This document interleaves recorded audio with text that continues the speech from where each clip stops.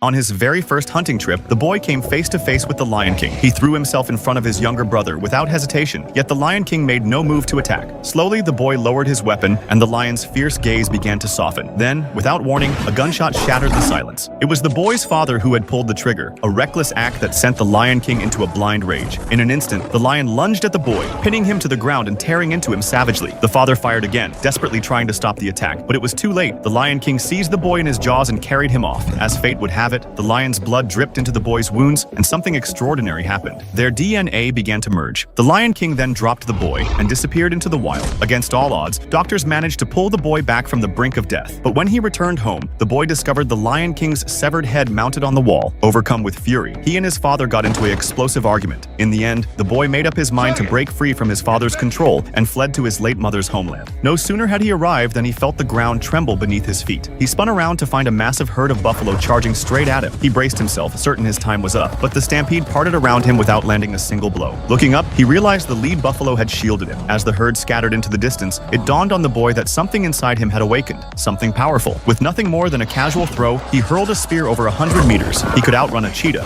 and leap across ravines dozens of meters wide without breaking a sweat. Then, a gunshot caught his attention. Climbing to the top of a massive tree over 100 meters tall, he spotted hunters several miles away, slaughtering a buffalo herd without mercy. He raced toward them, desperate to put a stop to it, but by the time he arrived, the ground was already littered with carcasses. Rage surged through him. When one of the hunters raised his rifle and ordered the boy to back off, something primal inside him snapped. He launched himself at the hunter like a wild beast, and both poachers paid dearly for what they had done. From that moment on, the boy made a vow. He would hunt down every last poacher and make them answer for their crimes.